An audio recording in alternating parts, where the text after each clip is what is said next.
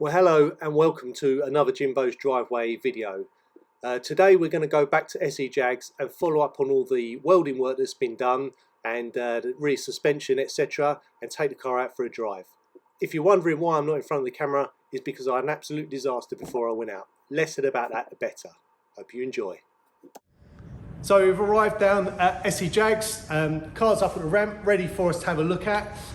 So we're going to get straight over. We're going to Andrew's going to show us around all the work that's been done, and what I'm also going to do is I've got lots of photos of all the cutting and the welding and what have you that was done.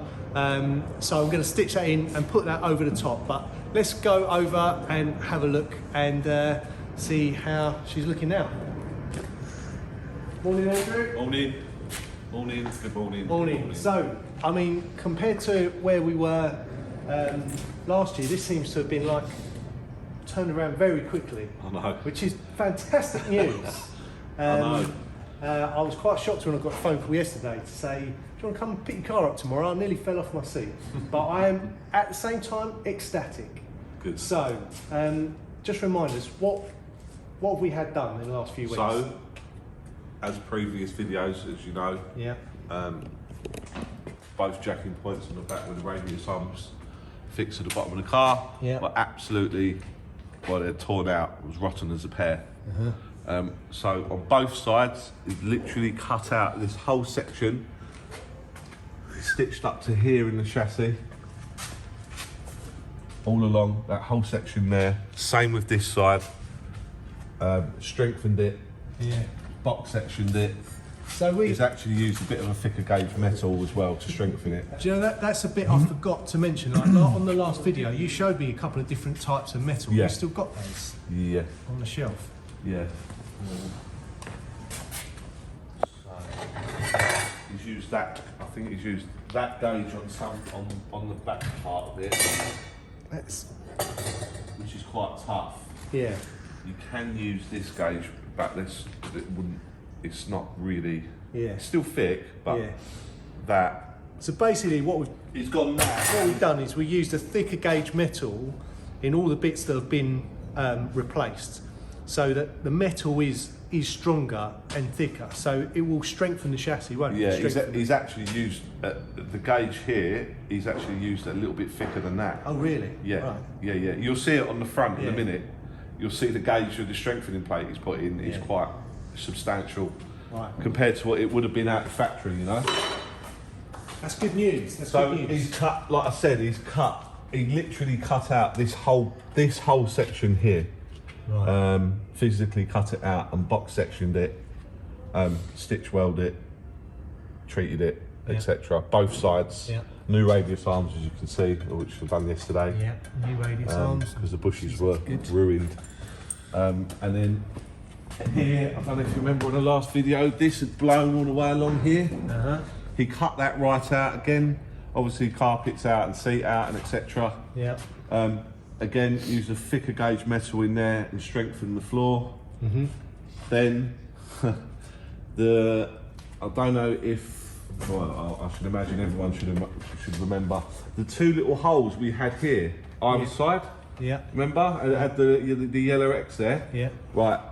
He actually had to cut out this whole section right out. Well, yeah, I saw that in the photos, and we had this conversation with him, like, well, how far is it until we're actually doing the whole floor plan? This is it. But well, the rest of it there is is actually quite a lot. I didn't appreciate. Yeah. There is actually a lot there, so that section at the front isn't so bad. he made this by hand. Yeah. He put this plate in, which is, if you can see, I don't know if you can get it, how thick the gauge of the steel is that he's used. Yeah. He's done that right through there. Yeah. Right up into here. He stitched it into there. This whole section. Yeah. Right out. He cut right out. Yeah. And the same with this side as well. You can see the plate that he's fitted there. Yeah. Same gauge fixed steel as that side. Yeah. And again, he cut this whole section out and remade that whole section. Yeah. So even what I really love is he's actually fabricated in the original grooves. Yeah. The original he's very shapes. That's into exactly. the floor That's why he's a very clever man with things like that. Yeah. So he done all that. He literally made it by hand. You know, He's There you go. a very talented guy when it comes to welding, as you can see. That's excellent. So it's all strengthened. Yeah, it's Again, very, very tidy. When he done these sections that he stitched into here on the floor there. Yeah. So it's that whole section, same with that side. Yeah. Yeah. So That's wonderful. And you've taken it out for a test drive? a different car. Yeah. I mean, genuinely, man, it feels a different car. Yeah. It feels nice and firm. Corner's nice. Yeah. Yeah, honestly, it'll be different again now. It's got the new radius arms because I drove it with the old when you radius said arms. you drove out radius arms, I was like, can you do that? Yeah, it won't hurt it. Yeah. But yeah, I mean, that's got new radius arms on as well. We shouldn't have any of that flexing. No. Where I had the rear axle trying to overtake me before Christmas. Yeah. Well, I drove it obviously round there, and I could feel the back end. Yeah. And I test drove it before we brought it in for storage. Yeah. I test drove it, didn't I? And but honestly, totally different car. Again, totally different car from what it was. Yeah. And we did have the misfire came back, which was causing you a bit of concern, but that turned out to be... It was a fouled up plug, that's all. Plug. And I think we've got the coolant temperature sensor. Yeah. I'm gonna order one, Right. because I think it's playing around a little bit. I mean, yesterday morning she was on the button and she was beautiful. Yeah. As it's been on the button every time, you know. Yeah. But just yesterday morning she seemed alright. But the previous times to that she was a bit lumpy, wasn't she, on start? Yeah. And I think that's what fouled it up. But Okay. we'll see. But it's I basically took the plug out, cleaned it, gapped it, put it back, beautiful. Yeah. It's cold. All right. So. Well, it's going to get a bit of a run today because I need to take it for a drive down into Kent. I've actually got to go and see a client this afternoon, so I thought, why not take the Jag for a run and give it a good test run. So we'll go on that journey together, and I can then give you a bit of an update on the driving and how it's going and everything else. And also we can talk through a couple of other bits I'm going to get done. Sort of, but now maybe aren't so urgent, you know. Maybe I can bring in, enjoy it a little bit, you know. Enjoy it for a while, hopefully, and then we'll get some of these other little bits done in another couple of months. Bit at a time. We don't have to all at once, you know. Bit at a time. Slowly catch a monkey, you know. It has been a bit of a stretch, and this was a bit of an unforeseen. Yeah. On top of what we had last year, but That's you know, right. like we've said, it's all investing in the car. Like this car is got so many potentially years left in it, you know, and so much. Everybody comments on it as well. Yeah. Honestly. Yeah. All the comments. Everybody. I mean, seem to say the same thing. It's even like, yesterday, I had people putting this car. It's a great car. I had people putting their thumb up out the window and things like that. Yeah. Yeah. Well, it's better than the gestures I usually get on the road, so I think you should try it. Anyway, look, I want to come out of here before I end up with a crooked neck, because that's why I'm room 6 at 4, so I'm in the car. Andrew, again, thank you for storing it over the winter. No problem. Now in April, so hopefully we can get out and get some miles on it over the summer. We'll be back again at some point, but let's hope for now, at least, your work here is done, and we can deal with the other little bits and pieces coming. But no, thank you for everything. And as I always say, if you have got a Jaguar of any age, and it needs any work, particularly if you're in London or the South East, then check out SE Jags.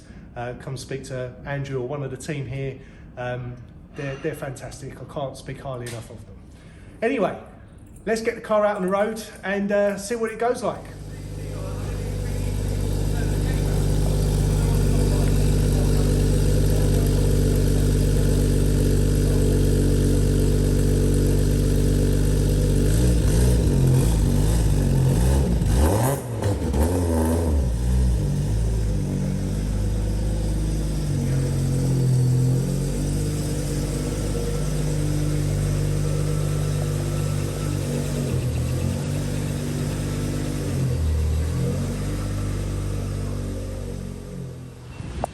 So, as always happens, whenever I come to this place, there's always something that catches my eye that I think I want to have a closer look at and it's been interesting. And today is this silver Jaguar XJR.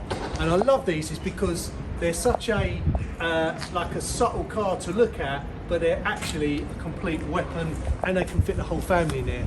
And as luck would have it, the owner of this car, Chris, is here today, and when he was telling me some of the story about his car, the first thing I thought is, we've got to do a whole video on this, so watch this space. We'll see if we can get that done another time. But just to share in some of the story of what's gone into this car over the last couple of years, and Chris, as a viewer of the channel as well, picked up on whether I was questioning whether, you know, I should really keep the car because is it becoming too much of a money pit and a liability? And Chris has really got some good answers to that himself that have helped me think about how I think about my Jag. So.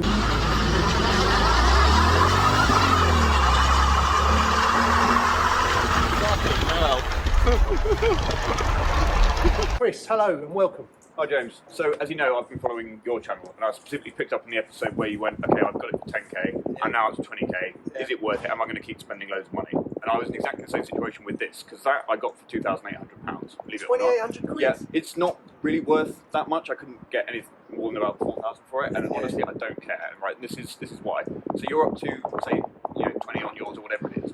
What can you realistically get for 20k that gives you that? Well, nothing really. Right, that's the thing. It's so unique, isn't it? That's the thing about these cars, is they're unique. Same thing with that, right? I always wanted one of those, so that's about 80% of the reason for holding on to it. I wanted the interior, which I know kind of looks like a 1970s grandma's living room. I don't care. I like the wood. I like the colour of the interior. Yeah. I like the colour of the exterior. And specifically, I wanted the supercharged V8 engine, which I do have, and believe it or not, that's ULEZ compliant, which is insane, but it is. So the next thing that came up was, obviously these have got a big problem with rust. You've had your fair share of problems with that. Yeah. You've got bits of the engine that that go if you don't use the right fuel. So if you put Asda fuel in there, or Tesco's fuel, then it can clog up injectors and that kind of stuff. So only V-Power goes in that. And for the last 2 years it's been with Andrew at SE Jags. And bit by bit, month by month, we've just done a few things here and there. So the discs and the pads and the bushings and a timing chain and other little bits and pieces. So now this car has done 137,000 miles. Yeah. Right? A lot of cars, that kind of mileage will squeak or whine, fluids, kind of thing. Okay, I can't show you right now because it's wet, but just take my word for it, it doesn't leak any fluid. I don't know if it comes up on the camera, but it's not making any sounds whatsoever. Which brings me on to the question of, should you get rid of your Jag? No, James, you should 100% not get rid of your Jag. Everyone says I shouldn't get rid of my Jag, apart from my wife. No. Of course, I'm working on that. The thing with you is that everyone uses the term money pit when it comes to these. And honestly, once you've ticked off the things that have gone, I know on yours you've had someone put a manual gearbox in there, which is a £5 job in itself, and someone's put a stainless steel exhaust, which is probably another 3. So you've got for that 10,000 all that work, and there's some bits. There's some bits that they haven't done that maybe they should have done, which you will now do. And it just slowly ticks these items off until eventually you end up in a situation like this where it just works. And I'm not just saying that because I'm biased. I am massively biased. I do genuinely think this is better than pretty much anything else out there. But it works flawlessly every day in any kind of weather without fail. And 2 years of being with Andrew did that for me. Wonderful. Well, there you go.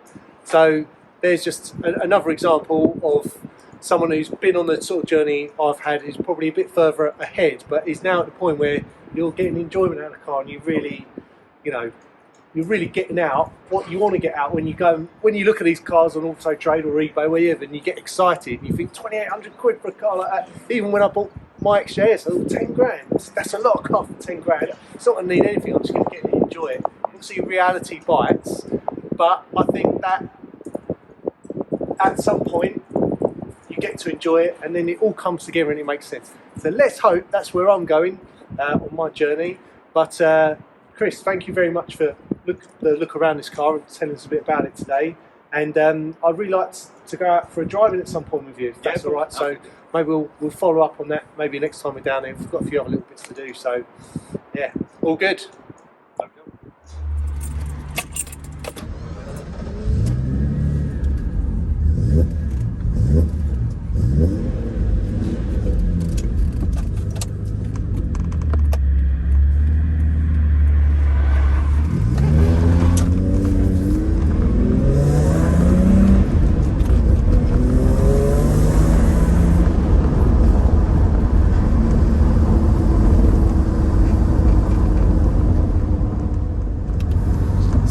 managed to spend a few hours out on the road now with the XJS, and all I can say is this feels like a different car.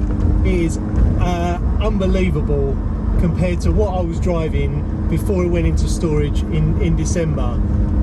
I am absolutely shocked to think of what was going on underneath this car in terms of the corrosion and the rust that was there. And how... Oh dear, it would seem that not only did I have a disaster to the start of my day, but I also had a disaster at the end, with the end of this video seemingly just not recording. Anyway, in summary, the car's great, it's great to have it back, and I look forward to doing some more videos in the future. If you've liked this video, please don't forget to like, subscribe, and hit the bell button for notifications. In my next video, I'm going to be in Italy for the Best of Italy race and tour, which is something a little bit different, and it's also very exciting to be going international. Anyway, that's all from me for now. Take care, bye bye.